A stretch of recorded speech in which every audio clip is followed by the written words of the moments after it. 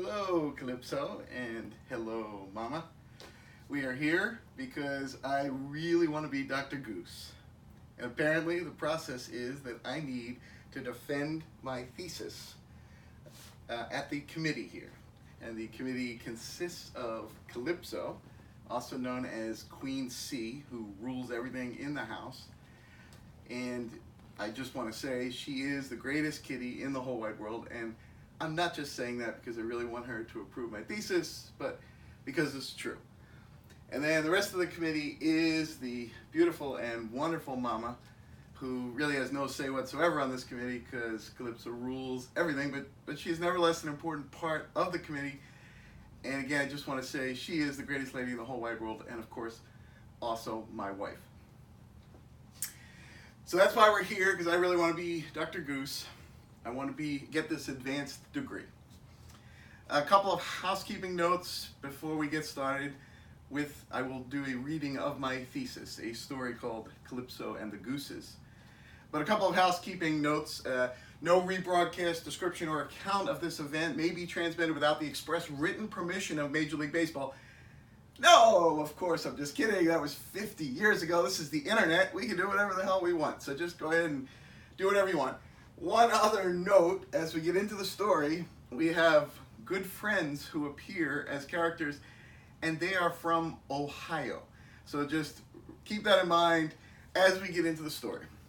All right, now for the main event.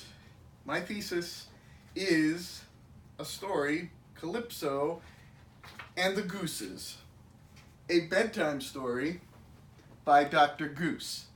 And this is Calypso under the covers, getting ready to go to bed. Here's my little trademark, a goose. So I've been a little presumptuous here that I will become Dr. Goose, but that's the whole idea. It is a story, Calypso and the Gooses. Shall we begin?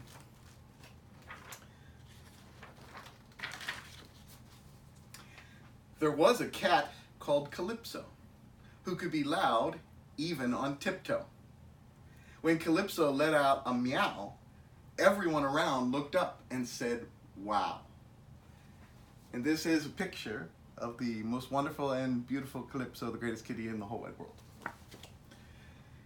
And Calypso was silly like a goose. She filled everyone with happy juice.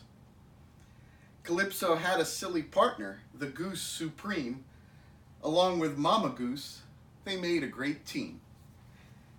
This is a picture of Calypso and Lola, the dearly departed Lola, who is still with us in spirit. But that was Calypso's partner, still with us. The little kitty gooses loved the beautiful Mama. The house became a real goose-o-rama. Each was silly, and together they had a ball. And Calypso was known as goosiest of all. Here is the wonderful and beautiful Mama, greatest lady in the whole world. The beautiful Mama met a silly man who seemed to fit in with the merry band. He loved to make rhymes like Seuss, and he wanted to become the Papa Goose. Here is the Papa Goose, of course, the Philly Fanatic, just because it's my book. All right. I'll be available to sign copies, by the way, afterward.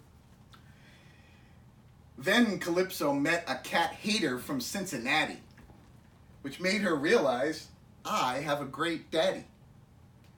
This villain did have a great wife and 2 boys, with whom Calypso could share her joyful noise. Here's the villain that we all know so well, Dr. Evil, of course. Papa really wanted in on the whole goose thing, so Calypso herself delivered the wedding ring. Mama married Papa, and life was grand. Love reigned over the whole silly clan. Here's Calypso delivering the engagement ring.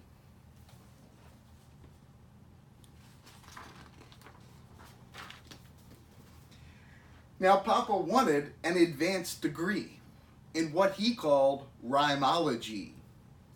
Calypso said, if you want your PhD, you'll have to bring a story to me. And there's the whole family of gooses. So Papa came back with a tale to tell. He used the family in a style he knew well. This reminded Calypso of the great Dr. Seuss, and so she pronounced him Dr. Goose. And there is a goose, Dr. Goose, in his cap and gown. And that is the end of the story. And thank you very much out there in internet land. And I assume you will be able to pronounce me Dr. Goose. I hope so. Thank you, Dr. Goose, signing off.